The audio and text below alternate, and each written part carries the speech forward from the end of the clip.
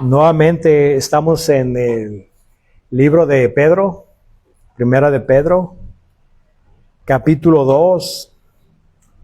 La semana antepasada tocamos sobre lo que es el pueblo de Dios, una de las muchas metáforas que la palabra usa. Ya sabemos que la metáfora de un cuerpo, un edificio, un rebaño, un linaje, etcétera, todos son metáforas que la palabra de Dios usa para describir la iglesia. Y eso fue lo que tocamos la semana pasada. Y en el contexto total de este capítulo, y básicamente el libro es cómo vivir en el mundo. Cómo vivir en el mundo. Y estaremos retomando nuestra enseñanza en el versículo 11 de Primera de Pedro, capítulo 2.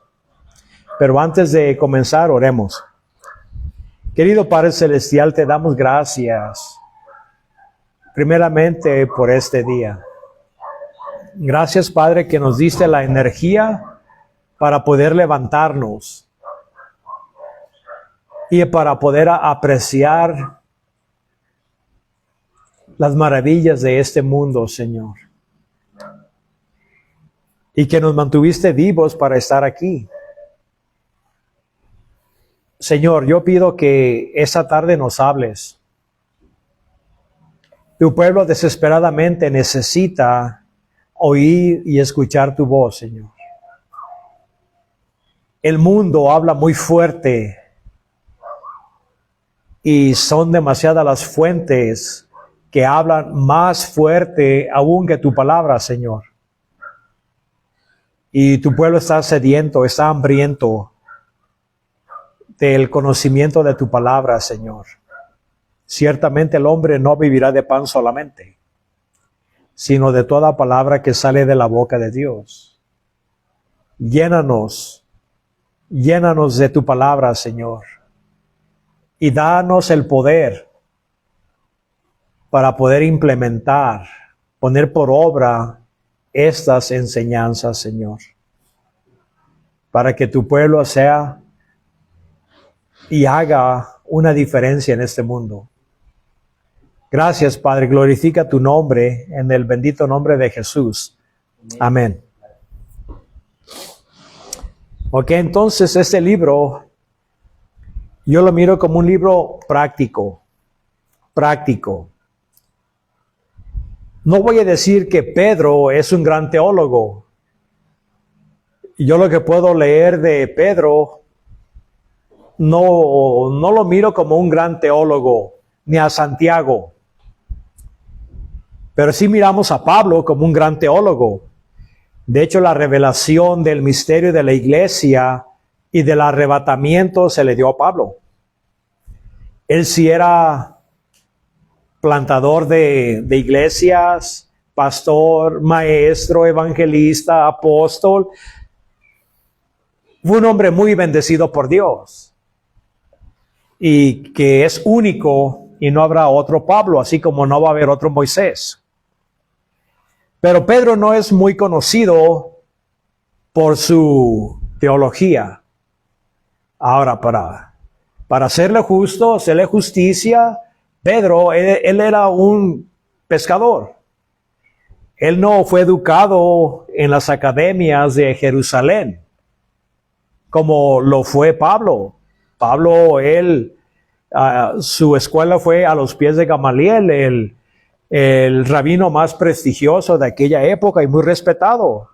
Mientras que Pedro, él sabía mucho, pero de peces, de cómo remendar redes, sobre el clima, etcétera, todo lo que tiene que ver con la pesca.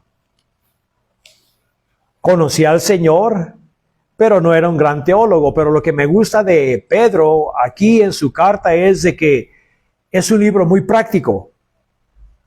Muy práctico.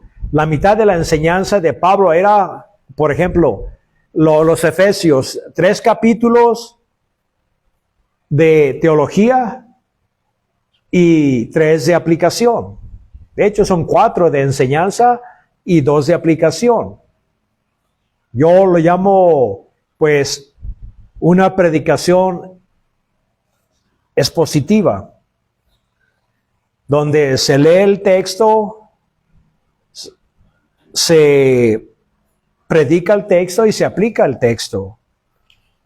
Y aquí Pedro nos está enseñando cómo vivir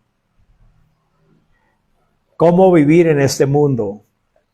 ¿A Dios le importa cómo vivas? Claro que a Dios le importa cómo vivas. Ya Él dijo que el estándar que Dios quiere para nosotros es que seamos santos. Sé santos como yo soy santo. Así de que Dios es el estándar. Nosotros somos el diamante, la piedra en crudo, donde el Espíritu Santo nos está asemejando con ese martillo y cincel a la imagen de Dios, pero el estándar sigue siendo Dios. Sigue siendo Dios. Yo pienso que una de las cosas por lo cual la iglesia sigue perdiendo terreno en este mundo, y que a mi criterio la iglesia terminará en fracaso, como lo hizo Israel. A Israel se les dio 1444 años de ley, de administración, y sabemos que terminaron en fracaso. Podemos mirar el nacimiento de la iglesia en el año 33. Y también de allí en adelante miramos cómo la historia de la iglesia se desenvuelve. Los primeros 300 años muy buenos teológicamente, pero terribles por la persecución. Pero ya de allí la cristianidad se fue bajo tierra por causa de las persecuciones, que después la Inquisición retomó las persecuciones del V siglo, y hasta la fecha ha habido avivamientos en la historia. En los 1500, de hecho, ya el avivamiento, el despertar, ya estaba siendo iniciado en Inglaterra con Juan Wycliffe. Y en el año 1200 con Juan Hus, el bohemio. Y ya después con Martín Lutero, donde pues se dice que en 1517 fue el nacimiento de la Reformación. Yo pienso que fue antes. Y había otros que querían y pedían cambio, reformación. Pero pues la gota que derramó el balde, o la chispa que incendió el bosque, fue Lutero. Aunque Lutero no se puede decir, yo no voy a decir que estoy de acuerdo en todo lo que él hizo, pero a él se le acredita con ser la chispa de la Reformación. Y de allí en adelante, en los 1700 hubo un despertar en Estados Unidos.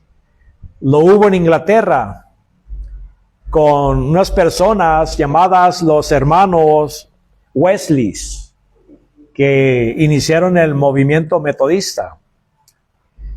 Pero también estaba el anglicano llamado Jorge Whitefield, que de hecho él viajó mucho a Estados Unidos y fue uno de los padres de las grandes despertares en los 1730, 40 y 50 de las colonias británicas, donde estaba ministrando Jonathan Edwards. El movimiento se apagó por un poco, pero ya miramos que en el siglo XIX llegaron otros predicadores. En Inglaterra, el más famoso se puede decir que era Spurgeon, Carlos Spurgeon. Y en Estados Unidos había varios. Y uno de ellos, que es muy famoso, aunque no estoy muy de acuerdo en la mayoría de su enseñanza, era Charles Finney, donde él impactó mucho. y todavía sigue siendo un hermano, ¿verdad? Pero mucha de su enseñanza, de hecho, él es el padre de la confesión. Ven al altar, firma esa tarjetita, levanta la mano, ¿sí me entiende? Él es el padre. Y yo no digo que eso en sí está mal, porque yo fui salvado de esa manera. Pero no hay que decir que todos los que levantan la mano son sinceros.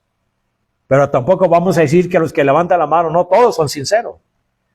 No, hay unos que son sinceros. Y es la única manera que cuando Dios los convence, vienen pues a Dios. Y hay unos que a través de la predicación solamente vienen a Dios.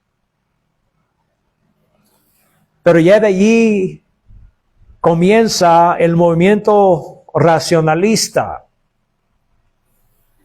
de los grandes filósofos ateos, Spinoza, Nietzsche y varios otros filósofos que cuestionaban la palabra de Dios, la razón de la existencia. Y de hecho, pues, eso infectó a la iglesia americana y al mundo occidental, a Europa, donde la iglesia fue perdiendo terreno. De hecho, en 1906 nace el movimiento Pentecostés en la calle Azusa, en el centro de Los Ángeles, por un afroamericano, William Seymour. De ahí es cuando comienza este movimiento que ahora a mi juicio, yo miro que no ha contribuido nada o muy poco al evangelio. Yo les doy crédito de esto. El Pentecostés parece que es más celoso para la evangelización y las misiones que los reformados, que los fundamentales. Aún con su debilidad de enseñanza, tienen esa llama. Así es de que en eso yo los commendo. Pero en otras partes teológicas no los comiendo porque no tienen. El movimiento no ha levantado un solo teólogo de profundidad, ni uno, en 100 años. Porque ellos no buscan enseñanza, ellos buscan el movimiento de las aguas, buscan el movimiento del Espíritu. Pero ¿por qué la iglesia en sí? No nomás en ese movimiento, pero también en el nuestro. Porque ninguna denominación ha quedado sin ser contaminada. De hecho, hasta las sectas están teniendo un mal tiempo tratando de retener a los jóvenes, los mormones. Los testigos de Jehová no hayan qué hacer porque hay un éxodo masivo de los jóvenes que no quieren seguir la fe de sus padres. De hecho, estaban tratando de aún cambiar leyes de la vestimenta, donde no requerir vestidos y trajes, sino que fueran así normal como nosotros, para acomodar a los jóvenes para que no se fueran, porque los jóvenes consideraban que el sistema era muy rígido. Pero aún ellos, y yo lo miro colectivamente, de que hay un desprecio de la palabra de Dios en nuestra época. Nadie, ni las sectas, ni los que se llaman cristianos, tienen un amor por la palabra. Yo pienso que la iglesia, ahí hay muchos hermanos muy dotados, que tienen mucha enseñanza, pero la enseñanza sin práctica es locura. Es locura. Es de lunáticos. La palabra de Dios son enseñanzas prácticas. De ahí agarramos la palabra practicar, práctica. Si no estamos haciendo lo que la palabra nos exhorta a lo que debemos ser, entonces hemos fallado.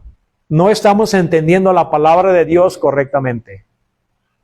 La palabra de Dios no es para llenarte la cabeza de información. La palabra de Dios es para que la apliques a tu vida y mediante la aplicación vas a practicar la santidad, la puridad y la consagración. Santiago también, que es un libro práctico, escritos a la misma audiencia, a la diáspora, a la dispersación, les decía lo mismo. Les decía de que la palabra es como un espejo. Y que una persona va y se mira al espejo, pero luego se retira. Y se le olvida qué tipo de persona era. Todos en la mañana vamos al espejo, yo pienso, o la mayoría, para peinarnos, lavarnos los dientes. Las mujeres se ponen su maquillaje, etcétera. Todos tratamos de poner nuestra mejor apariencia. Porque el espejo te dice lo que está mal. La palabra, por eso es algo extraordinario, la analogía que usa Santiago, de que la palabra es el espejo, pero del alma. El alma está desfigurada, así como nos levantamos todos greñudos y necesitamos asearnos para ir a trabajar o a la escuela, etc. La palabra de Dios es la espada que penetra hasta lo interno del ser humano. Y la palabra nos descubre, nos dice nuestra condición, porque no podemos escondernos de la palabra. Cuando tú la lees, la palabra automáticamente baja hasta el alma. Y es lo que te convence, es la que te dice, estás mal en esta área, en esta. Ok, aquí está la enseñanza o la corrección por lo cual tú debes de ahora corregir tu vida. Pero si uno va a la palabra, si uno viene a los estudios, si uno se congrega los domingos, pero viene con un corazón cerrado, con un corazón no disponible o dispuesto a obedecer la palabra de Dios, ese cristiano no podrá prosperar. Dios, cuando un cristiano es desobediente, lo hace a un lado. Entonces estamos mirando que no nomás hay un sufrimiento grande en el pueblo de Dios, porque el pueblo de Dios parece que no está aplicando la palabra de Dios. No la está aplicando. Y las iglesias están perdiendo poder. Yo pienso que la iglesia universal ahora, excepto en los lugares donde sí están siendo puestos a la muerte, a ellos no me refiero. Pero me refiero a las iglesias donde no tienen persecución, donde la iglesia es una iglesia sin poder. ¿Por qué? Porque han contristado al Espíritu Santo. Lo han apagado rotundamente. Y operan en la carne. La carne, la palabra dice, aprovecha de nada. No sirve para nada. El reino de Dios no se construye en el poder y energía de la carne, sino que es el Espíritu Santo, el arquitecto y albañil que construye el reino de Dios. Pero ¿qué pasa cuando no dejamos que el Espíritu Santo obre en nuestra vida? ¿Cómo lo contristamos? Siendo desobedientes. Cuando venimos a la iglesia litúrgicamente, quiere decir religiosamente, no vamos a recibir nada porque no hemos venido con un corazón abierto para que el Espíritu Santo nos llene.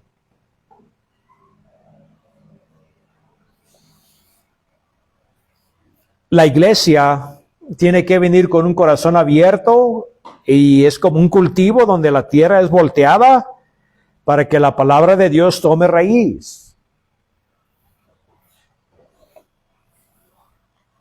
Así es de que yo lo que miro es que a la iglesia le falta la práctica. Poner la palabra por obra. Santiago dice, vamos, ustedes que dicen que te abrigues, que te mantengas caliente, pero si no le das al hermano las cosas que necesita, ¿de qué sirve? De nada. Lo que él está diciendo es básicamente esto, las palabras no abrigan a nadie. Las palabras no le dan de comer al necesitado. Las palabras que le dice uno al hermano, los amamos o te amo, si no están respaldadas en realidad por una vida de amor que se nota a través de obras, solamente son palabras. Todos decimos que creemos en Dios y que amamos a Jesucristo y que estamos bien, porque eso es la gran mentira de la iglesia ahora. Pregúntale al hermano y a la hermana y te dirán que todo está bien. No hay nada malo. Y sin embargo la iglesia se sigue derrumbando, se sigue quebrando, pierde su influencia, pierde su poder, donde la gente viene a la iglesia aún hasta a dormirse. Con eso te digo todo, si vienes a dormirte, ¿qué va a pasar? ¿Vas a recibir algo? No, nada, cero. Viniste como un fariseo.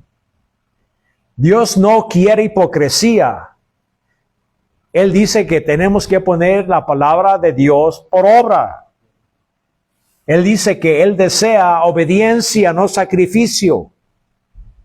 No pienses que poner en la caja, venir a barrer o hacer lo que tú hagas por Dios. Esos son buenos en sí. Pero si no están respaldados por una vida de obediencia, Dios dice, esos sacrificios yo no me agrado. Yo no me agrado. Porque yo no quiero sacrificios, yo quiero obediencia. La gente se acercaba a Dios de los dientes para afuera, ofreciendo holocausto. Estaban exteriormente haciendo lo correcto, pero interiormente su actitud no era la correcta. Por eso Dios decía, no los acepto. Dios no ha cambiado sus colores, hermano.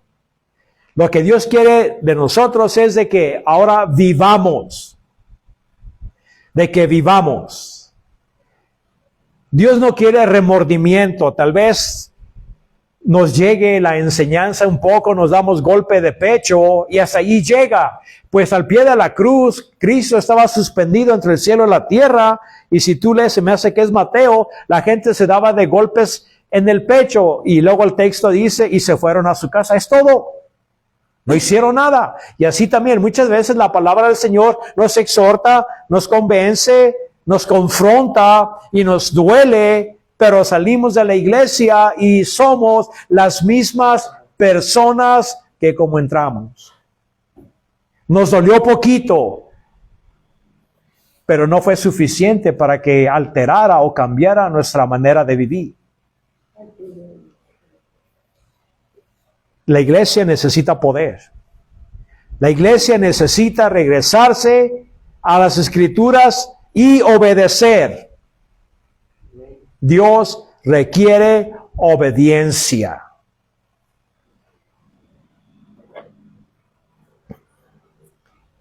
¿Cómo debemos de vivir? De acuerdo al texto, versículo 11, dice que vivamos como siervos de Dios, ¿verdad?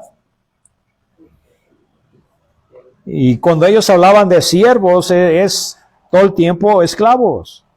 Dice, amados, versículo 11, yo os ruego como extranjeros y peregrinos. Hay que parar allí. Esto es donde la iglesia ha fracasado.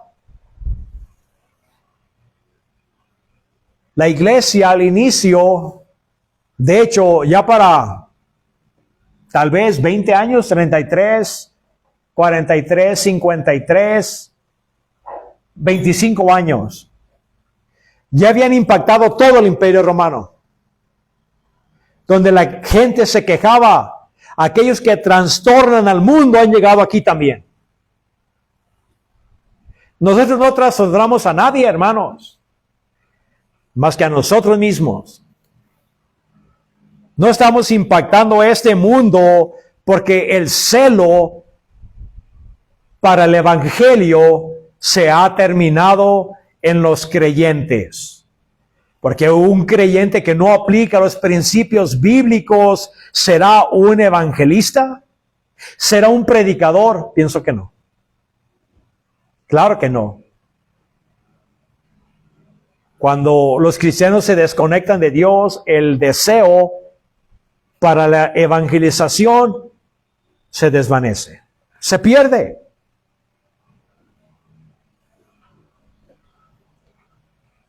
La iglesia se ha acomodado a este mundo.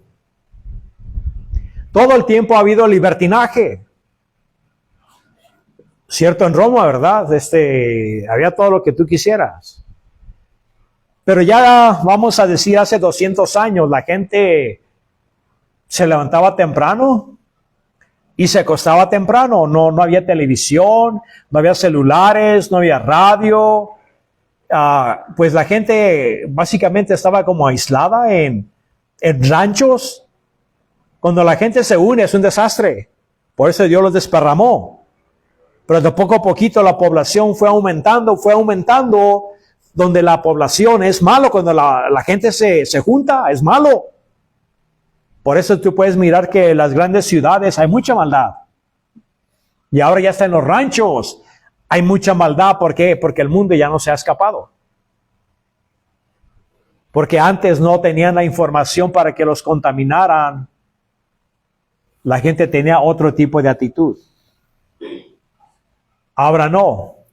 Ahora la iglesia, como estamos viviendo en una explosión de materialismo, riquezas, nosotros vivimos mejor que un rey hace 200, 300 años.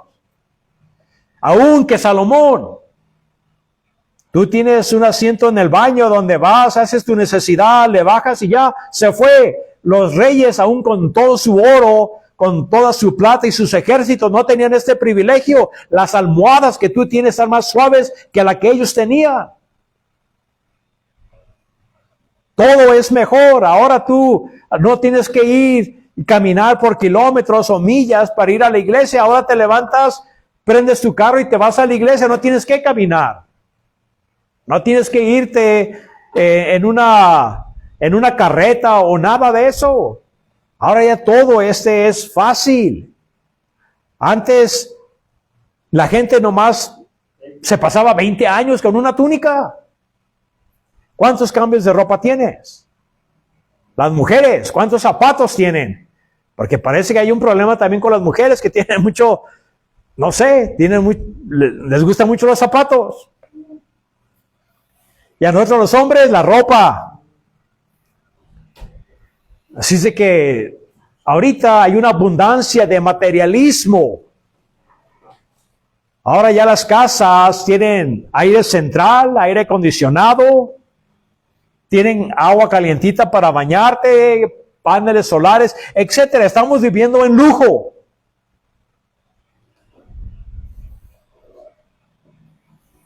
Si se fijan ahora, a unos cristianos están teniendo pocos hijos, porque como en su sistema y amor por lo material, se comportan igual que el mundo. ¿Por qué? Porque ellos también quieren las mismas cosas, quieren casa, quieren carro, quieren los bienes de este mundo, y si tienen muchos hijos, no podrán tenerlos. Entonces, aún las familias cristianas se están reduciendo. Ahora miramos cómo la gente civilizada o no tiene hijos o tiene nomás uno y máximo dos.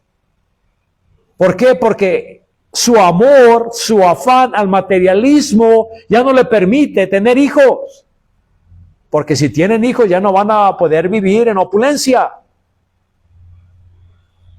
Los cristianos ahora quieren los bienes de este mundo.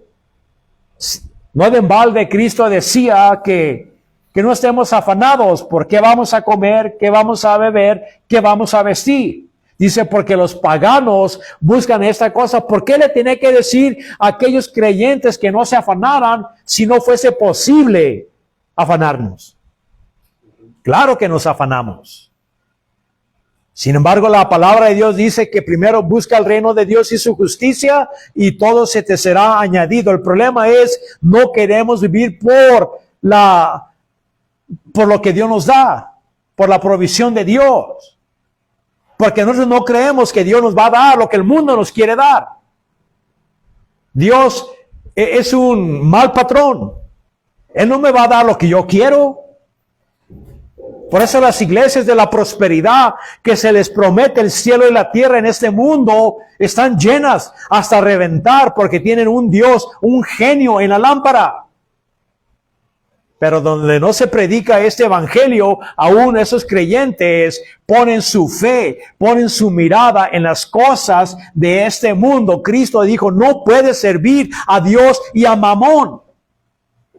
Mamón era un dios de los sirios que adoraban, así como los chinos tienen a un hombre gordo en frente de sus restaurantes para que les traiga buena suerte, o un gato, haciéndole así. Los católicos tienen a San Martín de Caballero. Todos tienen un ídolo para que les traiga riquezas.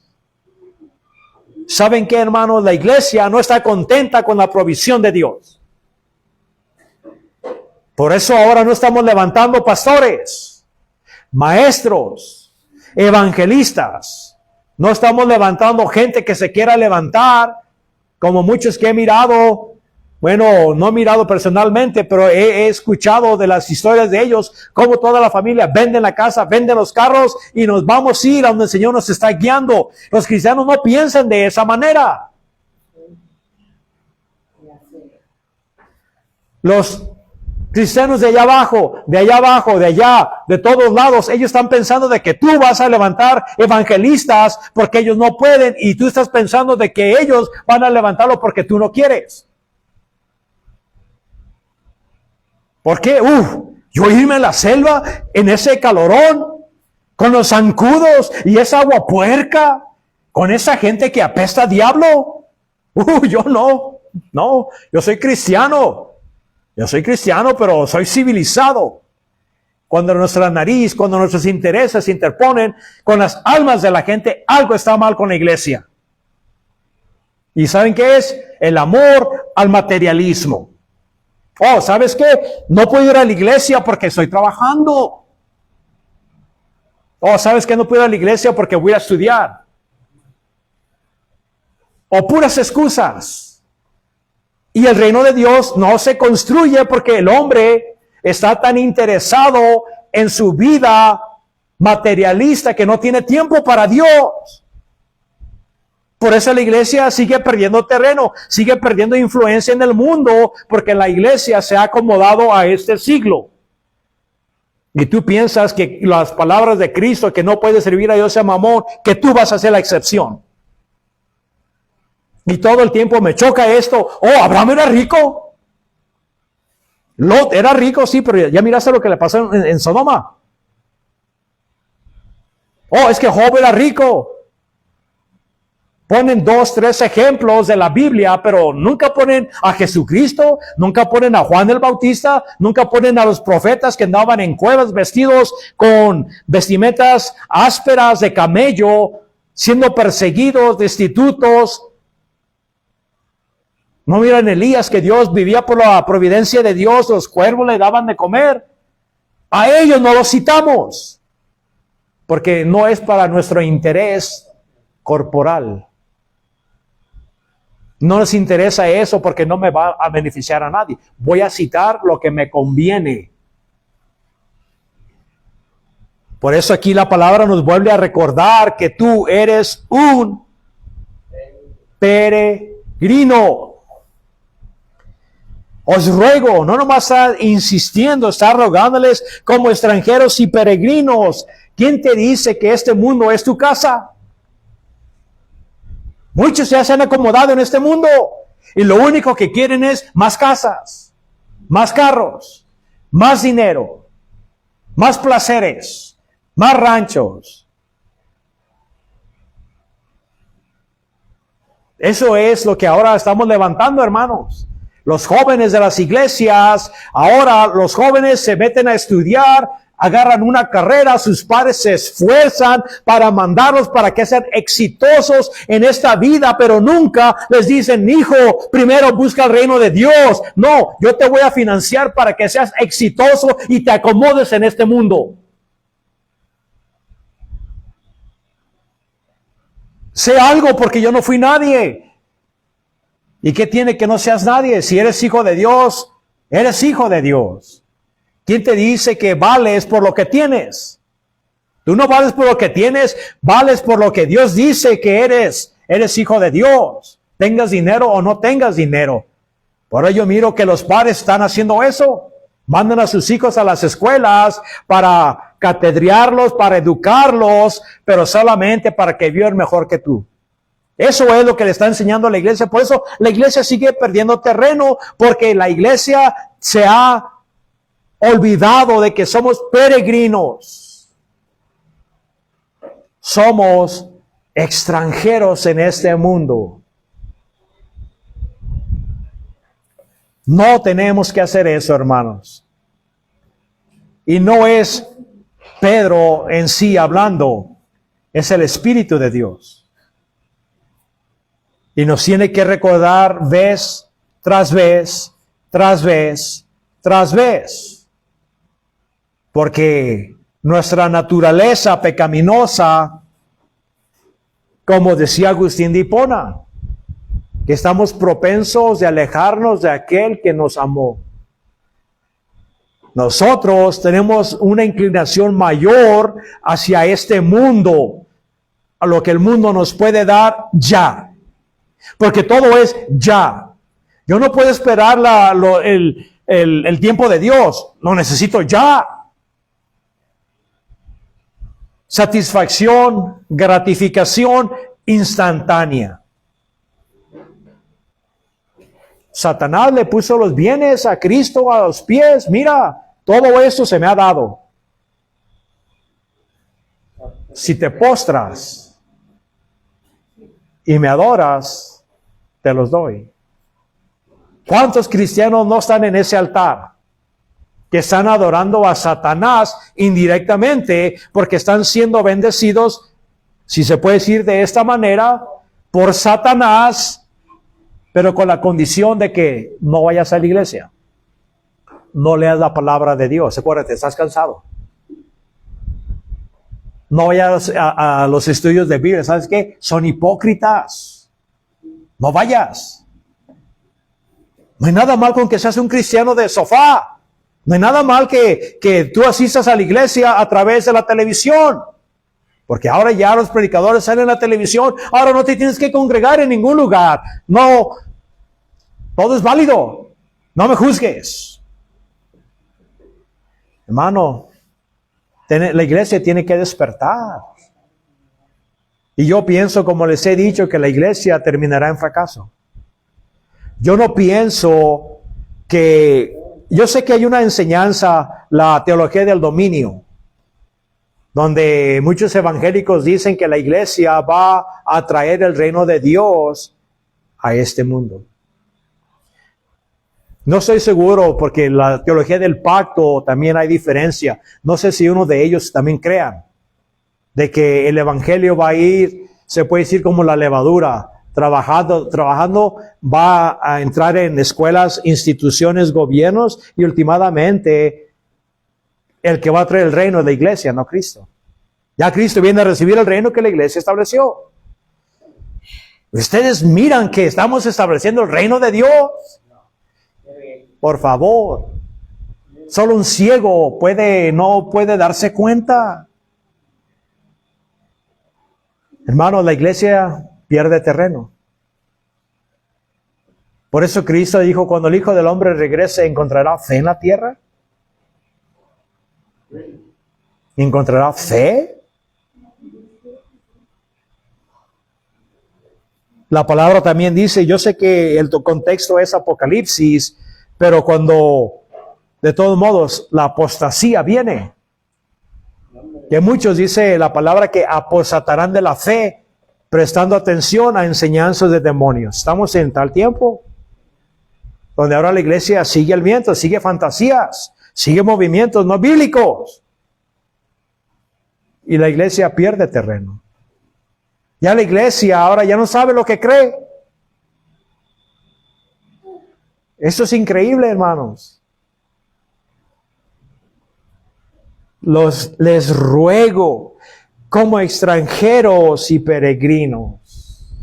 Dios nos está rogando, hermanos. ¿Qué? ¿Hay necesidad de que Dios nos ruegue? Por favor, somos criaturas.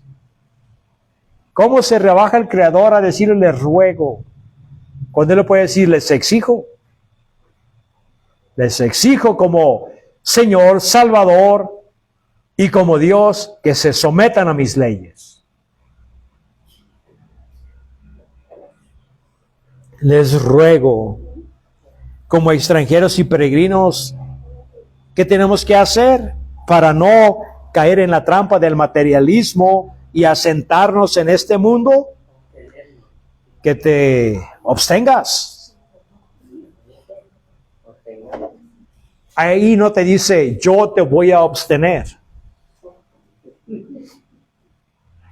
Como muchos tienen una enseñanza fatalista. Suelta y deja a Dios. No dejar a Dios, de dejar, pero que Dios sea el que lo haga todo. Es fatalismo. La santificación, sí, el poder de Dios está disponible, pero es tu responsabilidad obedecer. El que está viviendo la vida cristiana eres tú. El que tiene que obedecer eres tú. El que debe de poner a la muerte, a la carne, eres tú.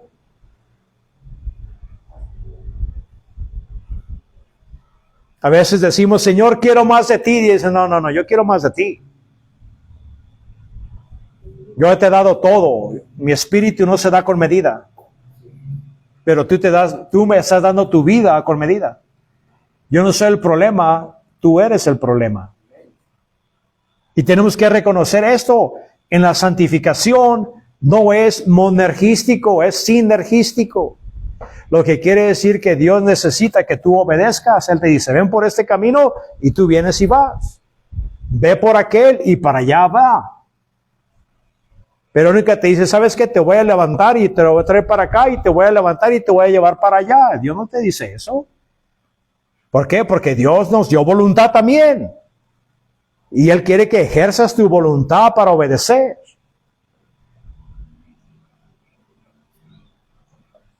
Así es de que, ¿cuál es tu deber y mi deber? Abstenernos. El problema en sí no radica exteriormente. Cuando Eva miró esa fruta, la tentación ya estaba interna. Lo de afuera, obvio que afecta, pero el problema es interno. Aquí te dice la clave, que te abstengas, aquí está, de los deseos carnales. No piense que porque nacieron de nuevo ya, de repente ese areola, ¡pum!, se apareció en tu cabeza y de repente ya estás volteando con los ojos para el cielo, así como las estampitas católicas, que ya fuiste hecho un santo, ya no vas a pecar, ya caminas en las nubes. Hermano, tenemos que recordar que cuando naciste de nuevo, lo único que cambió fue tu ser interior. Tu ser exterior sigue siendo el mismo en la que naciste. El pecado radica allí todavía. Pero es tu responsabilidad poner el hombre exterior a la muerte. Porque miren, o vamos a vivir por el hombre exterior, desobedeciendo a Dios, o vamos a vivir por el ser interior que ha sido regenerado, obedeciendo a Dios. No puedes balancear uno al otro a la misma vez. O vas a obedecer o vas a desobedecer. O vas a caminar en la carne o vas a caminar en el espíritu. Pero nunca hay que echarle la culpa a Dios de nuestro fracaso, hermano. Dios nunca se ha movido. Él sigue siendo el mismo. Él está allí y muchas veces nosotros lo hemos dejado allí y nos hemos ido y le decimos a Dios, ¿dónde estás? Pues donde te fuiste, ahí estoy yo todavía. Ahí estoy. Los deseos carnales. Y no me refiero que no te comas una nieve o que no te deleites yendo al parque o a las aguas termales. No se refiere a ese deseo. Eso en sí no son malos. Los deseos carnales es el pecado. El pecado. Porque la naturaleza rebelde es todo lo que es. Rebelde es pecado. Antes, previo a la regeneración, ¿a dónde nos llevaba la naturaleza pecaminosa? Al pecado. Al pecado, totalmente. De todas formas. Esa misma naturaleza está en ti y desea lo mismo. Pero esa naturaleza ha sido interrumpida por el Espíritu Santo que vino a radicar adentro de ti, donde ahora Él no nomás nos dio vida espiritual, pero también nos da el poder, si lo queremos. Dios no te va a dar el poder a las fuerzas. Es tu responsabilidad conectarte a Dios. Y si tú piensas que el ser interior va a poder poner a la muerte al ser exterior por su propia cuenta, estás bien equivocado. No vas a poder. Es como tratar de jugar a las vencidas con Sansón. No vas a poder. Pero en el poder del Espíritu de Dios, sí puedes poner las obras de la carne a la muerte. Pablo en el libro de Romanos lo describe como tus miembros. ¿Cuáles son tus miembros? Tus ojos. Lo que ves. Sansón decía, he mirado a una mujer en Timna y me ha gustado. Alzó los ojos y miró que el valle estaba lleno de agua y verde. Voy para allá. Pero allá estaba Sodoma y Gomorra, ¿no se dio cuenta?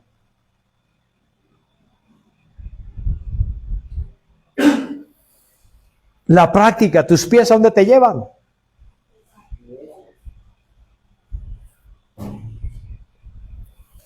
Mucha gente dice, no, pues yo voy a ir a evangelizar en las cantinas. Yo voy a ir a evangelizar a los homies en el barrio. Porque yo ya soy intachable. A mí ya la tentación no me puede tocar. Soy nacido de nuevo, en serio.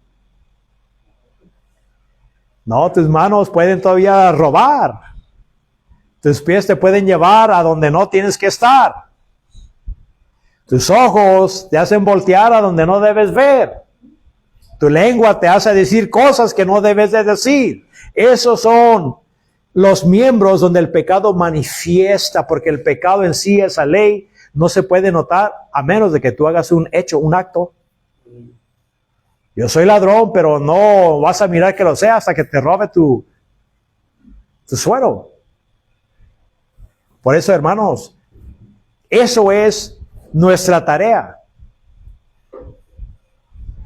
No asentarnos en este mundo y nulificar, poner a la muerte nuestros deseos, nuestras concupiscencias que están en nosotros. Así es de que la palabra dice que no presentes tus miembros como instrumentos de injusticia al pecado, sino que presentaos a Dios como nacido de los muertos. Ahora, ¿qué es lo que debemos de hacer? Presentarnos a Dios, cuerpo y alma, pero a Dios. Dios, aquí están mis manos, aquí están mis ojos, aquí están mis pies. No le digas al pecado, ¿sabes qué? Aquí están mis ojos, aquí están mis manos, aquí están mis pies. Utilícenlo porque te llevará a la destrucción. Así es de que hay en nosotros un deseo. Nuestros deseos cayeron en la caída y no están intactos. Están contaminados con el pecado y la carne te va a llevar a desear todo aquello que Dios odia.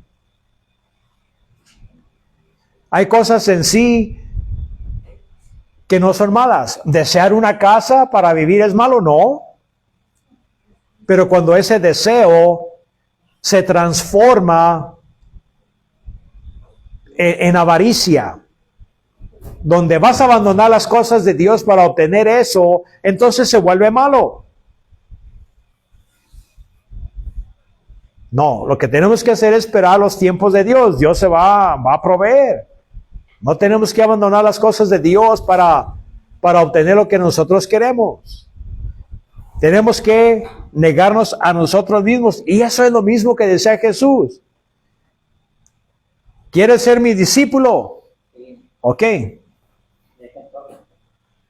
Levanta la cruz.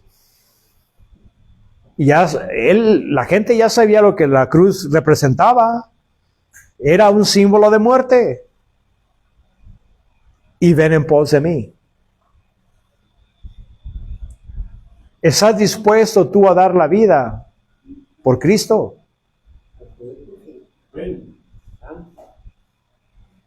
Si el maestro caminara aquí y te dijera, quiero que levantes tu cruz y vengas en pos de mí, ¿qué le dijeras?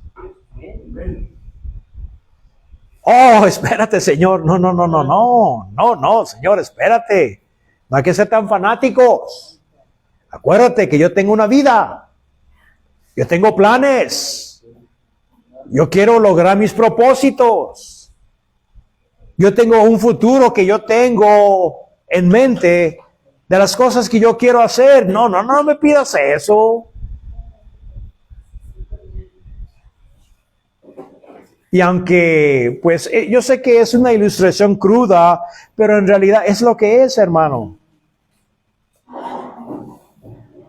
Claro que Él no va a entrar aquí físicamente, ni te va a decir eso, pero te lo dice a través de la Escritura. Pero le dijéramos eso. Señor, ¿sabes que no? La cruz es terrible. Y tengo que dejar lo mío para ir en pos de ti. Y como que demandas mucho. Entonces Él te dijera, pues entonces, ¿quién es Señor? ¿Tú o yo? Tú me llamas Señor, pero no quieres hacer lo que yo te digo, entonces ¿cómo soy tu Señor? ¿En qué ejerzo yo mi señoría sobre tu vida si tú te rehusas a obedecerme? Hermanos, la palabra de Dios nos desafía a obedecer. Tu vida nunca va a cambiar, serás un cristiano y te vas a morir con los años que Dios te dé y no vas a hacer nada si no pones por obra lo que te estoy diciendo. Si te entra por aquí y te sale por acá, el único que se ha engañado eres tú. Dios nunca será engañado. Nadie se va a burlar de Dios. Dios nos lo dice por nuestro bien. Y si tú vas a vivir como extranjero, necesitas abstenerte de los deseos, de las concupiscencias, de la carne, porque dice que hacen batalla contra tu alma.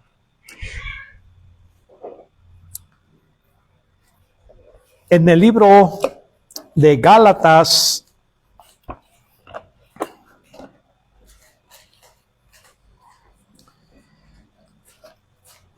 vayan a Gálatas,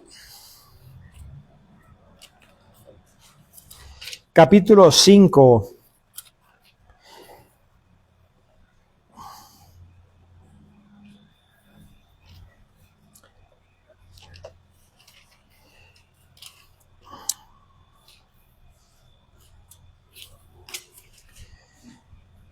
Aquí también nos habla sobre una batalla.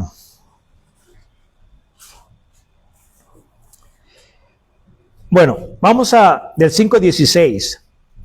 El apóstol Pablo dice, digo pues, caminen o andad en el Espíritu, y aquí está otra vez, y no satisfagáis los deseos de la carne. ¿Cómo es de que yo puedo, ahora pues la aplicación, cómo es de que yo puedo andar en el Espíritu? Negando los deseos de la carne. Porque fíjate, en el 17, la carne desea, quiere ser apapachada, quiere ser satisfacida, porque el deseo de la carne es contra el espíritu. Fíjate que aquí hay una guerra por el control de tu vida. La carne es contra el espíritu y el espíritu es contra la carne. No está diciendo de tu espíritu, está hablando del Espíritu Santo, porque los dos quieren gobernar, quieren regir, quieren guiar tu vida. Pero ¿a quién le vas a ceder? ¿Le vas a ceder con el control de tu vida a uno o a otro? No hay neutralidad en la Biblia. O le sirves al diablo o le sirves a Cristo. O sirves al espíritu o sirves a la carne. No hay nada a la mitad. No hay nada a la mitad. Y fíjate que es el espíritu el que hace lucha contra tu carne. Y estos se oponen entre sí. ¿Por qué? Porque ¿qué tiene que ver la justicia con el pecado? Nada, ¿verdad? Dice, para que no hagáis lo que quisierais. Así es de que hay una lucha. Y si has nacido de nuevo, tiene por necesidad, de acuerdo al capítulo 7 de Romanos, que Pablo, se deleitaba en la ley de Dios, en el ser interior, aunque él miraba una ley exterior que lo llevaba al pecado y a la captividad, que están sus miembros, y se desesperaba. Y él mismo decía, oh hombre malvado que soy. Así es de que él quería servirle a Dios. Ahora, si no hay este deseo en tu corazón, aunque estés derrotado, aunque hayas fracasado, no importa. No importa que te encuentres con cara al piso, raspado, de rodillas. Pero si eres nacido de nuevo, el deseo de tu corazón ahora ha cambiado. Y cuando sufres derrotas, te lamentas igual que Pablo. Por eso aquí dice, si caminas en la carne, no vas a hacer las cosas que queréis.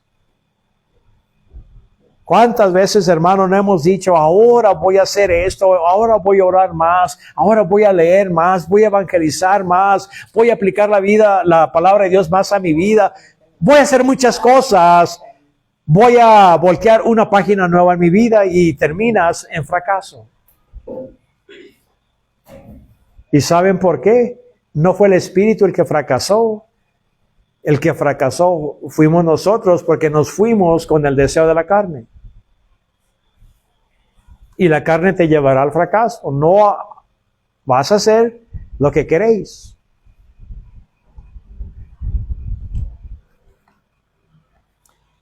El 18 dice, pero si sois guiados por el Espíritu, si el Espíritu Santo controla tu vida, dice, no estáis bajo la ley. Y no se refiere a la ley de Moisés.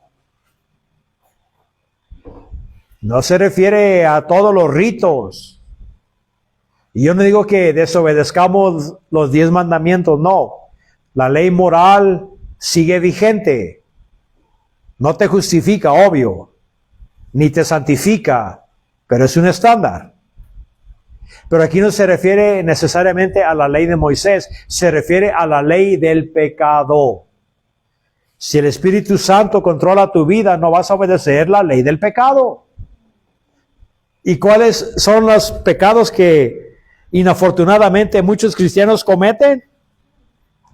Porque las obras de la carne son manifiestas, que es adulterio, fornicación. Oh, yo sé que no hay adúlteros en la iglesia, ni fornicarios, ni cristianos inmundos, o que nadie tiene lascivia. Ya todos son bien rectos. O yo sé que no hay ídolos en el 20. Tú no eres idólatra, ¿verdad? Y cuando te rebelas contra Dios, ¿no te hace un hechicero? Porque la rebelión es semejante al pecado de hechicería, dice Samuel. Estas son las obras de la carne que si caminas en el Espíritu no harás. O con lo menos no tan frecuente como el mundo. Va a haber ocasiones de victoria y inafortunadamente va a haber ocasiones de derrota. Pero seguimos la senda, hermanos. Seguimos sometiéndonos al Espíritu y así es como crecemos. Que ya vamos a terminar, aunque no hemos avanzado mucho, pero yo pienso que esto es muy necesario. Así de que todos miramos que los deseos carnales que batallan contra el alma. Ahora ya el alma regenerada no se puede sentir a gusto en este mundo, hermanos. ¿Cómo es de que un cristiano se puede acomodar a este mundo? No entiendo. ¿Y saben qué? Porque se desconectan de Dios. Caminan en la carne. Se han olvidado a someterse al Espíritu de Dios, donde ya ni la voz del Espíritu de Dios los redarguye. Ojalá que eso no te describa a ti, ni a mí. Pero la persona que ha sido regenerada,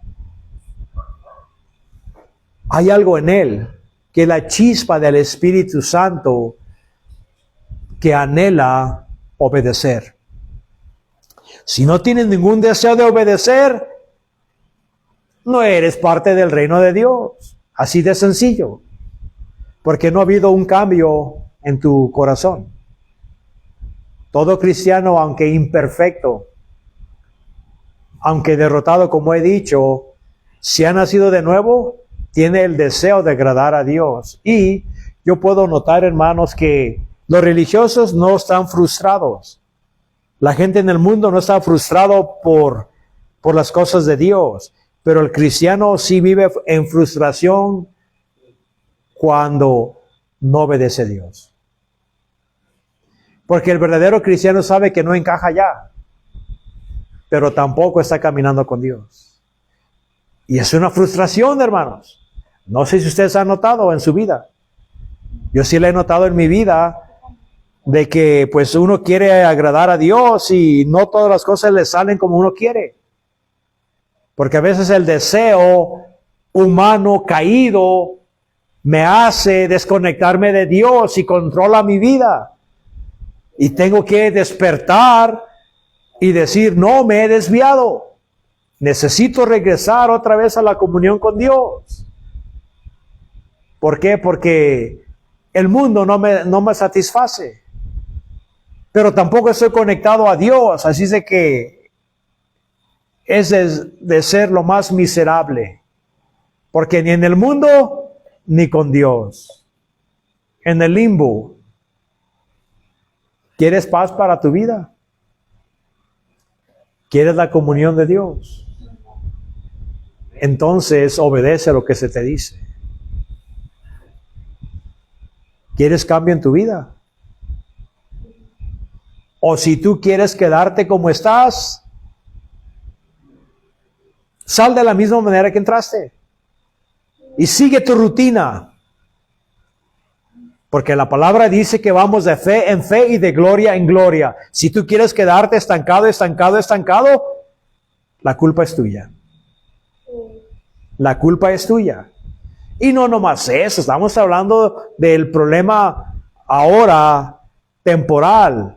Pero cuando llegues a la presencia de Dios y Dios te diga por qué te rehusaste obedecerme.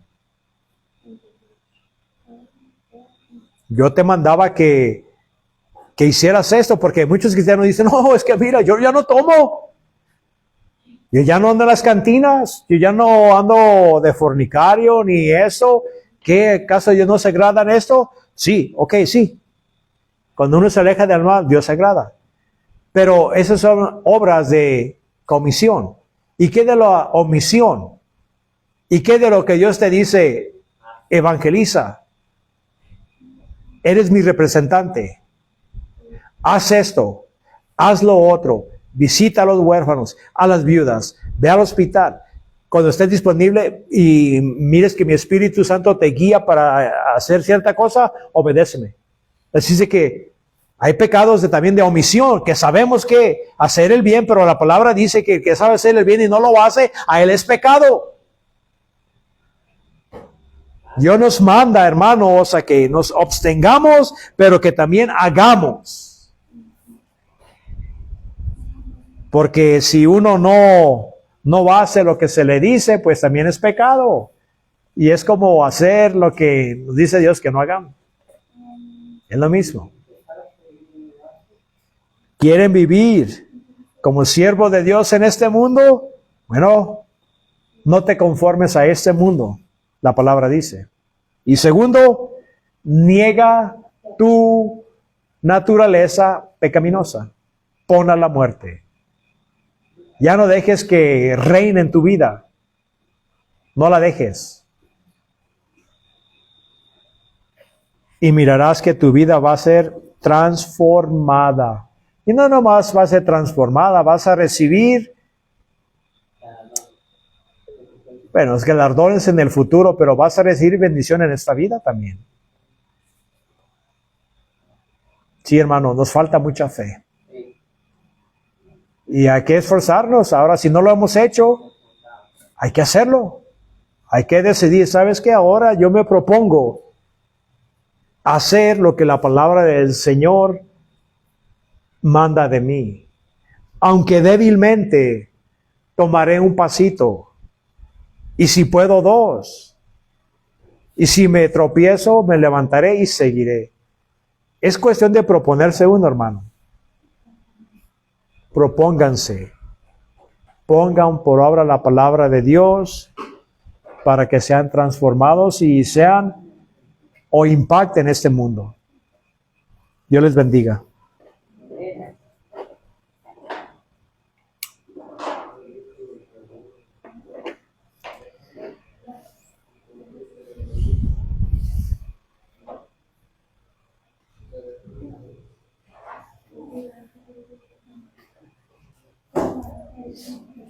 ¿Cómo se?